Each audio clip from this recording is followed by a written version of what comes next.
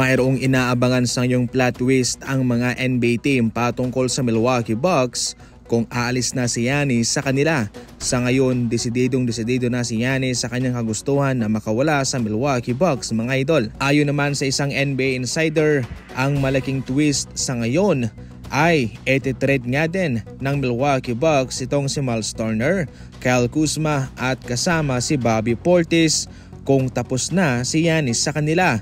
Wala na pong kabuluhan kung mananatili pa si Miles Turner sa Milwaukee Bucks, maski man si Kyle Kuzma o si Bobby Portis o kahit na sino mang role player ng Milwaukee Bucks. Sa madaling salita ay magfo-fall rebuild mode itong Milwaukee Bucks sa kanilang kupunan. Kaya sa ngayon mga idol ay gagamitin mismo ng Bucks ang mataas na value nitong kanilang mga manlalaro para kahit papano ay makakademand sila ng maraming asset. Ito ho'y magbubukas ng maraming oportunidad sa Golden State Warriors dahil kabilang sila ngayon sa mga kupunan na naghahanap ng legit na center at healthy. Mayroon silang Miles Turner at Bobby Portis na mapagpipilian.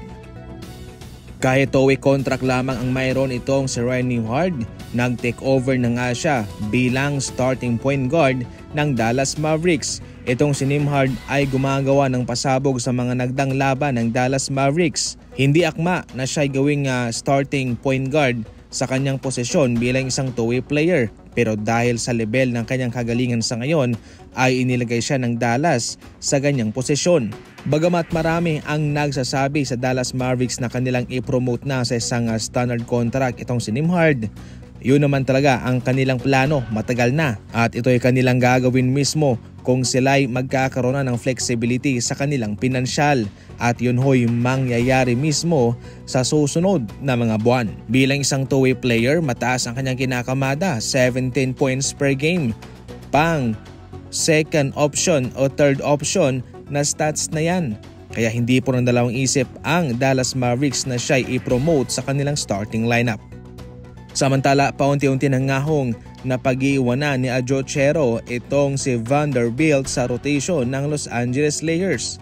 Hindi pa healthy sa ngayon itong si Vanderbilt pero wala magagawa itong si Coach JJ Redick kundi humanap muna ng papalit sa kanyang posisyon pansamantala. Pero mga idol, mas pumapabor na sa ngayon ang tadhana nitong si Adjo Cero bilang isang batang player at mas healthy pa kumpara kay Vando at nandyan pa si Marcus Smart.